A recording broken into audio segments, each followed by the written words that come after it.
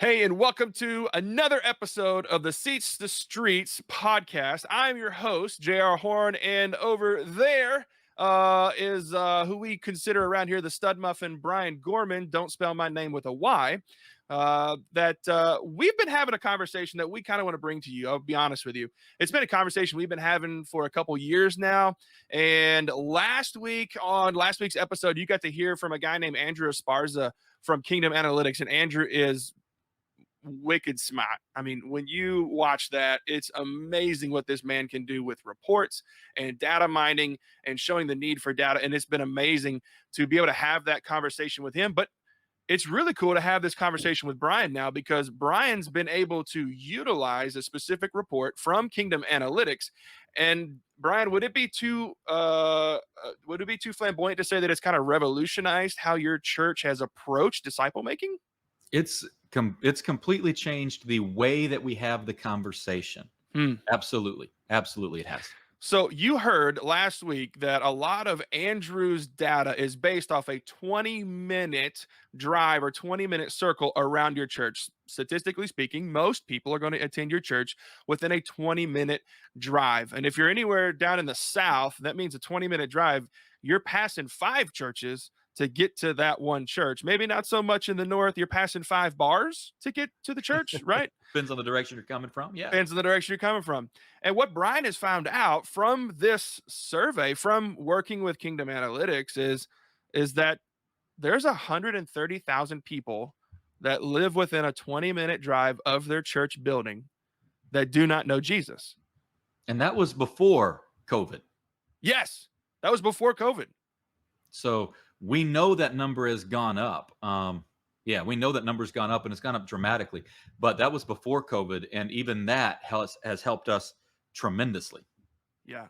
So, Brian, I got to know, I mean, as everyone else that's watching right now, when you heard there's 130,000 people that don't know Jesus, now without breaking out what that looks like, there's 20,000 that claim this or 50,000 that claim Right. this, but when you hear there's 130,000 of God's children that don't know and are not following Jesus, what did that do as a pastor? Like, what did that do inside of you? Not maybe not so much your church yet, but as an individual that has dedicated their life to teaching people about Jesus, when you heard that, what happened inside you?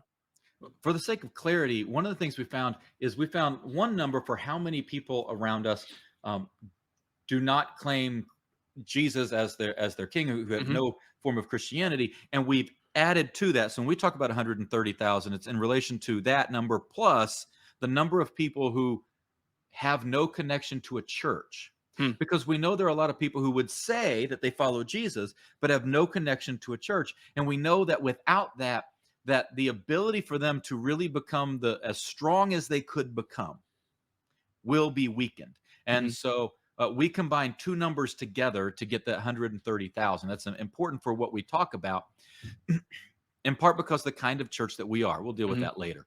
But what it did is it sort of opened up my eyes and the eyes of the people that were in the room when we first gathered this information to we've got a lot of work to do. Yeah. Because what can happen, and it doesn't matter how large your church is. If you're a church of 50 or a church of 5,000 or 15,000, even if you're a church of 15,000 people, which would be very rare here in our community, Mhm. but even if you were, you hear that number and you realize you have a lot of work to do. Here in our community, about the largest churches in our community get to somewhere between 1,000 to 1,500. And that's only a couple of them that seem to be able to pull that off, maybe up to 2,000. Mhm. But that's still an awful lot of people who have no connection to Jesus or his church. And that's kind of the way that we word it: no connection, no relationship with Jesus or his church. Because there's a lot of people who had a relationship with Jesus at some point, but somewhere along the way gave up on it, or just don't want anything to do with it. And it sort of reminded us we've got a lot of work to do, even though the number is really daunting. And Yeah. I say that's a pre-COVID number. The Mhm. way we talk about it with our church today is between 130 to 200,000, Hmm. because based upon the rates of people that have left church and have no new connection with church on the other side of quarantine, on the other side of COVID, based upon what we know is going on with our community, we know that that number's jumped. We are estimating it, but to be between 130 and 200,000. So oftentimes we share it that way, that, pre-COVID 130. So in fact, within the next couple years, we're going to work through Kingdom Analytics again and get more updated information to give Right. us a little more clarity. But we want to get through where we are Right. before we get to that sort of information. And that Yeah. doesn't include demographic breakdowns and the rest of it. No, and I know in my experience with traveling to churches and working one on one with pastors and elders and missions teams, when I get to specifically work one on one with a pastor, there's a weight on their shoulders, a weight of we need to be disciple makers. We need to make sure that we are making disciples who make disciples. But there's also a a non spiritual weight that is just held. Like I'm responsible to ensure that the doors are open on a Sunday morning. I'm responsible to ensure that there are people in seats, that Yeah. people are giving and things like that. Um, And and I it's the don't want to tension take we away from stand that. in there. No, it's a Yeah, really important tension, because the tension is, am I here right. to care for the people who are paying for me to be here? And a really dark way to say it, but truth nonetheless. Yeah. Or am I here because I have to advance the kingdom out into a world that desperately needs Jesus? Hmm. Is it the giving up the 99 for the one, or am I Hmm. supposed to care for the 91, Hmm. 99? And where am I sitting in the midst of that? And I don't think you can, with any full integrity, answer that question fully. You're going to be stuck in this tension, which is a healthy place to be, between those two. But part of the reason why ministers can very easily become very uh, laser focused, and in this context, I actually mean that in a negative way, on Right. their own individual congregation, is because their congregation is constantly yelling at them, I need this, I need this, I need this, I need this. They're kind of like the birds that chirp, because and you become so encapsulated by the noise of your congregation that you don't hear the screams of those outside your building anymore, Right. because the people in your building need you so much. Now, there are a lot of things you could do personally to Right. help build that within you, but having some of this data and some of this information really helps to be able to tell your congregation, hey, do you hear the screams outside too? And Right. they begin to have those same ears, which really begins to transform who your people are, if that's the Hmm. kind of church you want to become. So we're recording this just 4 days, 5 days after the Taliban has completely engulfed Afghanistan and Mhm. has overtaken the city of Kabul. And Brian, I'm telling you, with the circles that I get to be a part of and the social media circles and all that, I have already seen pastors put on Facebook that we're already being distracted by what's going on over in Afghanistan and neglecting our own backyard. I think that's a part of that negative laser focus because of some of the requests, if you want to put it politely, from our congregation that says, well, why don't we have this? Why can't we do this? Where is this? We Right. should be doing more of this. I know for me, when I've gone out and to speak to churches, there has been there's been a few times where I've had to talk with churches about we need to hold local and global what we do for the kingdom in the same hands, because there's been times where it's like, well, we need to take care of our own backyard.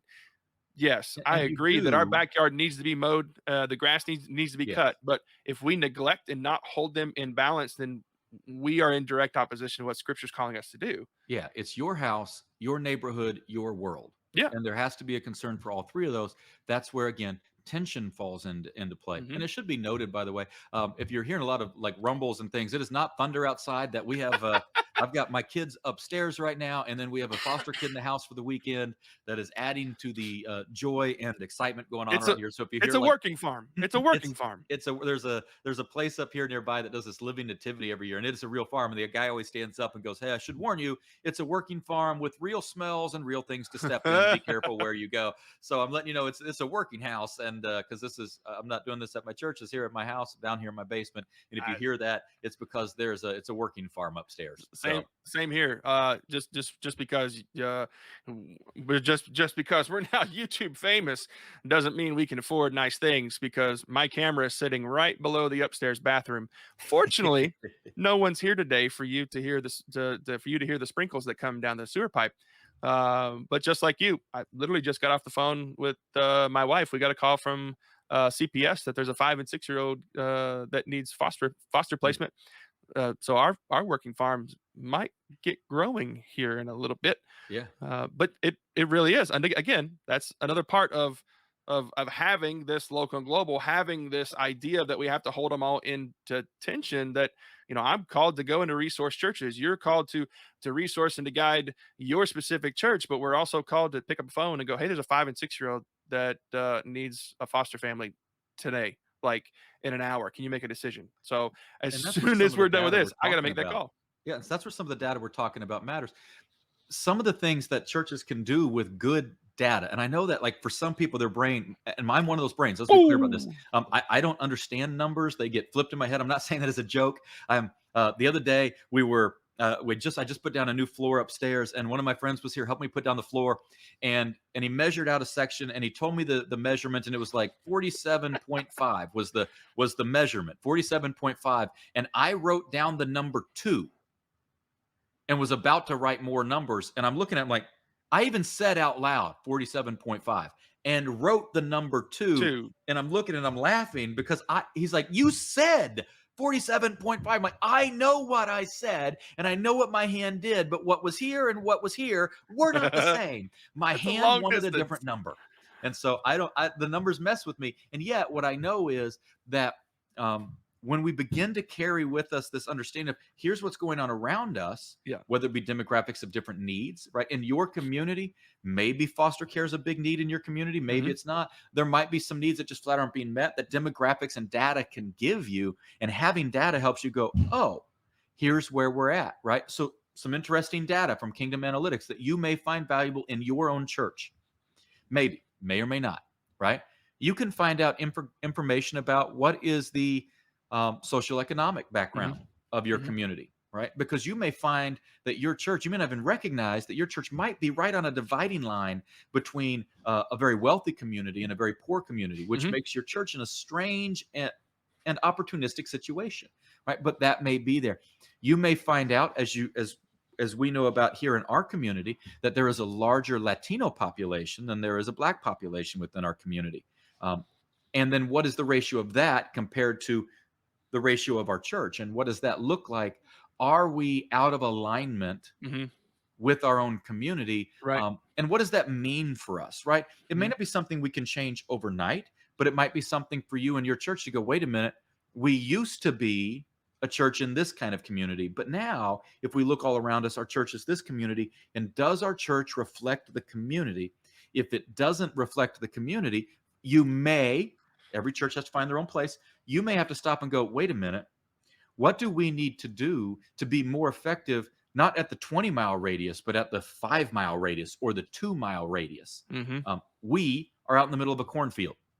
So we know that the people who are going to come to our church have to find a way to get to our church. Right. So transportation plays a big part of that. So knowing the demographic breakdown of different regions of our community really does play into what the demographics of our church will look like. So you bring up an interesting thought that I just had. You're literally in the middle of a cornfield. Someone gifted you property from their cornfield, and the church was built a couple decades ago or Yeah. whatever. No bus stops near us. No bus stops. What does that do when you have this report from Kingdom Analytics? You have this data, you have this information, this digestible information that you can use. When you had that, knowing that you literally can't walk across the street to an area that is in desperately need of Jesus. There are neighbors around you. There are other people that live around you.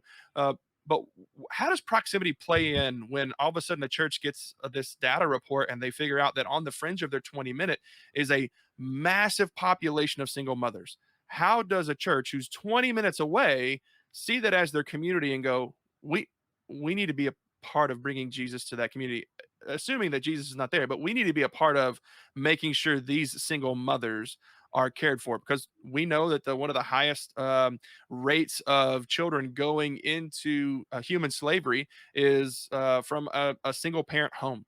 Yeah. They're not able to be cared for enough. They're not able to have their needs met at times, and so they literally run away, or the home is to the point where CPS has to come in and they call us to take a 5 and 6 year old.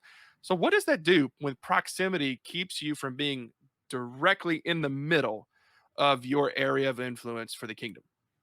What it can do, what I would hope it does for people, is it gives you some new um, weight to the type of conversations, the type of programs that your church may run. So, for example, people in our community, they see things like trunk or treat, or they Mhm. see things like big carnivals, right?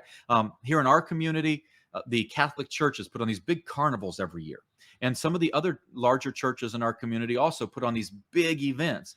But your Catholic churches, many of them are downtown. And Mhm. so people can walk to them. They were the churches that their families grew up in. But the bigger churches here in town, churches that are similar in size to ours and give or take, tend to do these big events. And the struggle I have with it is, like, people aren't going to walk to where we are, which means you're really not going to draw the community. You're only going to Mhm. be drawing people from who know about you already or who happen to be driving by. Uh, it seems to me there's probably a more, from my opinion, there's probably a more beneficial thing to do. If you know that the majority of people are you're traveling to your church, then doing a bunch of big events at your church is probably not the most effective way to really reach your community. Instead, for our church, what it's done is helped us in sort of inspire and restructure how we talk about telling people about Jesus, because we know it's not going to be they came to the church because their house was next door for most people. We do get drive-by traffic who said, "Well, I drive by all the time. I thought I'd stop by." We do get that, but we actually just did some research on this here in the last few months to see where we're at, and we Mhm. know that approximately 60% of people who come to our church for the first time come because someone in our church invited them. Mhm. Because we started using that data, that Mhm. 130,000, to be able to say, it's a way that we word it, I don't know how to reach 130,000 to 200,000 people, but I do know how to reach one. Mhm. That I have one that I can make an impact in, and you have one that you can make an impact in. And if you reach your one and I reach my one, like, then we're making an impact in that 130 to 200,000. And so we began to really readjust how we think about helping people move closer to Jesus and closer to his church by putting that responsibility and that weight and resources back in the hands of our people to be doing that, not to invite them to church, but to invite them to Jesus so that they can feel more comfortable coming into church. We, because of our location, are not going to be doing a bunch of big parking lot events Mhm. because it makes us feel good about an event, but it actually doesn't impact that 130,000. And so Yeah. that's the kind of the key component. And that's where that sort of data can be really valuable for you. If you know that the single mothers are not right around you, then you're not going to, I was about to be really harsh. You may not uh, be the place to start trying to do a store, Mhm. a food bank, or a clothing store, or mom's classes. You may need to find a way to partner with something closer to where you are. You may need to find a way to partner with a church that's more in that community and go, how do we come help you with Yeah. that? How do we partner with the resources we have, with the resources you have? And maybe that looks a little more like what the kingdom should look like. Now Nah, you're crazy asking. talk. And I'm Now just you're being pushy. asking to like partner with other churches and to share Yeah, I know. what's I going know. on. So, But so, that's where that stuff begins to play out to me, is the so demographic stuff. You know that. here's a report. Here's a line from a report that I Andrew ran for me for the church that we attend here in Louisville. And there on this, there's a study area beliefs about Jesus, and they're able to pull data from 2012 and 2017. There's clearly a 5-year gap in there, so they're going to be updating that really soon Hmm. with wherever this report come from. And the question was. And the study area comparison. The question is, Jesus actually rose from the dead as the Bible teaches.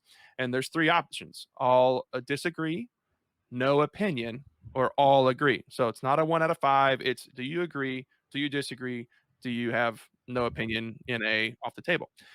So Jesus actually rose from the dead as the Bible teaches. In 2012, within a 20-minute drive from the church that we attend here in Louisville, 70.3% of people said, yes, we fully agree. We all agree that Jesus rose from the dead as the Bible teaches.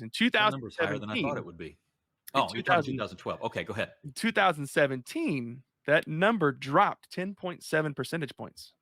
Weird. I would think if we just all taught a lot of self-help Jesus Bible stuff, throw some sprinkle some Jesus into my life, everything would be, oh, now you're just catching bitter Brian. But yeah, almost like our theology matters if Right. we can So find a way to teach it. here's a second question about what this some of the data that you'd receive from Kingdom Analytics and from what Andrew is doing. Here's the second question. It says Jesus was a good and wise moral teacher, but no more. Mm, 66.9% said we all disagree with that.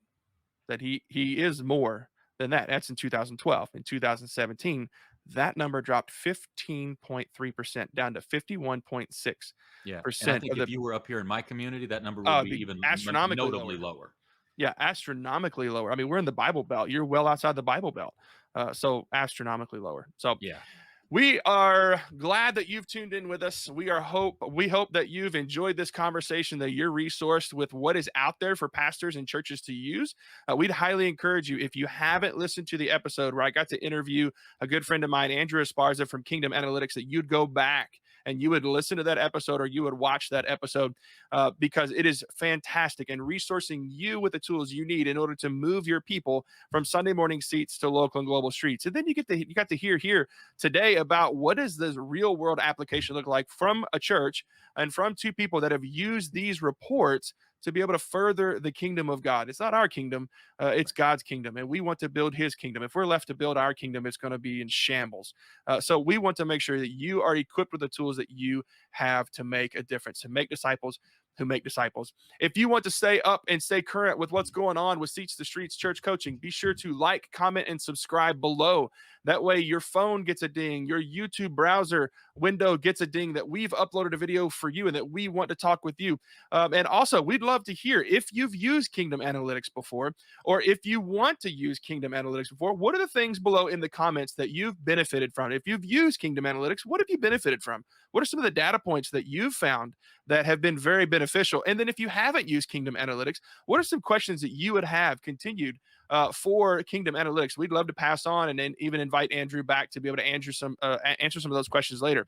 So be sure to drop a comment below of what you've done to use the data around your church to further your impact for the kingdom, and what are some of the questions that you have of how you can find that data too. So from Brian and I and Seats and Streets, we will see you on the next episode. Take care, folks. Later.